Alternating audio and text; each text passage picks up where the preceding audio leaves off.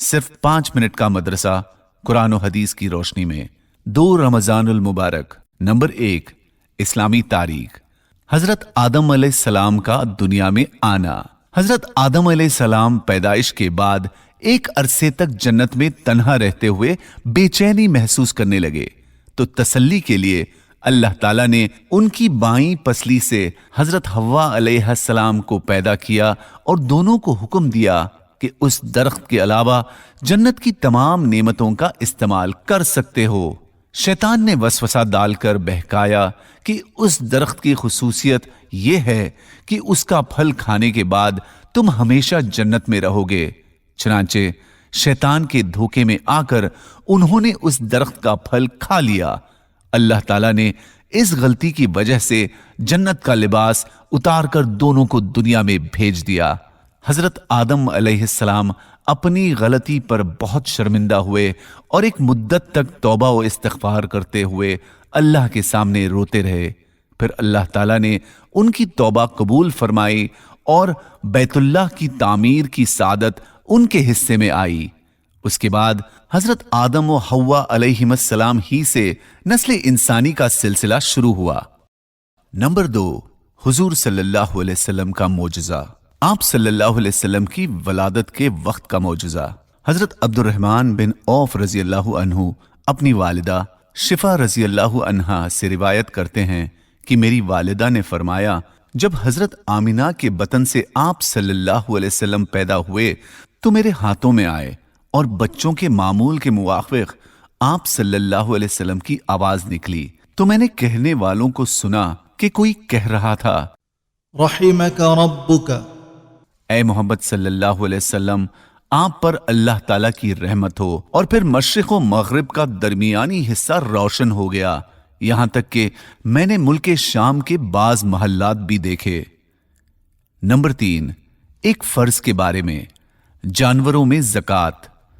رسول اللہ صلی اللہ علیہ وسلم نے قسم کھا کر فرمایا، جس کے پاس اونٹ، گائے یا بکری ہو اور وہ اس کا حق ادا نہ کرتا ہو تو قیامت کے دن ان جانوروں میں سے سب سے بڑے اور موٹے کو لایا جائے گا جو اپنی کھروں سے اس آدمی کو روندے گا اور سینگ مارے گا۔ جب جب بھی آخری جانور گزر جائے گا تو پہلے جانور کو لایا جائے گا۔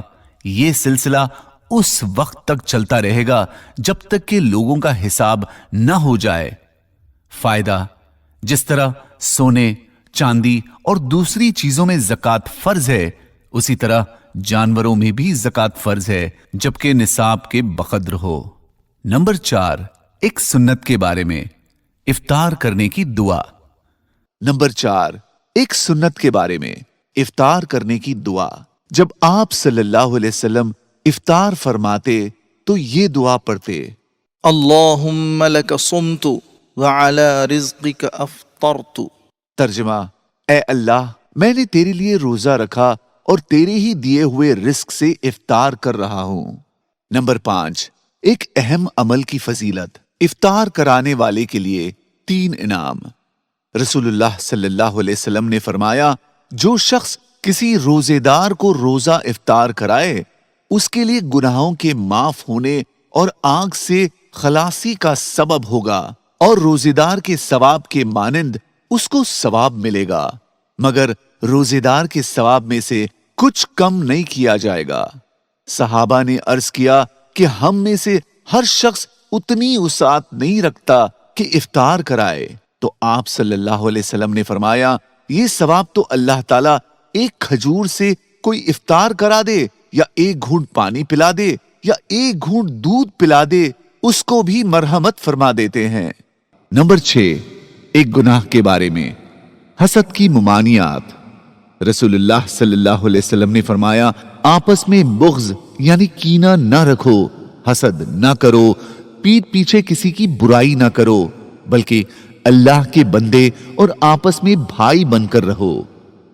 نمبر 7، دنیا کے بارے میں، دنیا کی رغبت کا خوف۔ رسول اللہ صلی اللہ علیہ وسلم نے فرمایا، میں تم سے پہلے جانے والا ہوں اور میں تم پر گواہ ہوں، تم سے ملنے کی جگہ حوض ہوگی اور اب میں یہاں کھڑے ہو کر اسے دیکھ رہا ہوں۔ मुझे इस बात का अंदेशा नहीं कि तुम मेरे बाद शिर्क करोगे, मगर इस बात का डर है कि तुम कहीं दुनिया में रगबत ना करने लगो। नंबर 8, आखिरत के बारे में, मातहत के बारे में सवाल होगा। रसूलुल्लाह सल्लल्लाहु अलैहि वसल्लम ने फरमाया, तुम में का हर फर्द निगरा है और उसके मातहतों के मुताल्लिक उससे सवाल होगा। चनांचे इमाम निगरा है और उससे उसकी रायत के बारे में सवाल होगा। औरत अपने शौहर के घर की निगरा है और उससे उसकी रायत, माल और औलाद के बारे में सवाल होगा। खादिम अपने आका के माल का निगरा है और उससे उसके बारे में सवाल होगा। नंबर 9, तिब्बे नबवी से इलाज, जैतून के तेल के फवायद। रसूलुल्लाह सल्लल्लाहु अलैहि वसल्लम ने फरमाया, जैतून के तेल को बतौर सालन के इस्तेमाल करो और उसका तेल लगाओ, इसलिए कि ये एक बाबरकत दरख्त से हासिल होता है।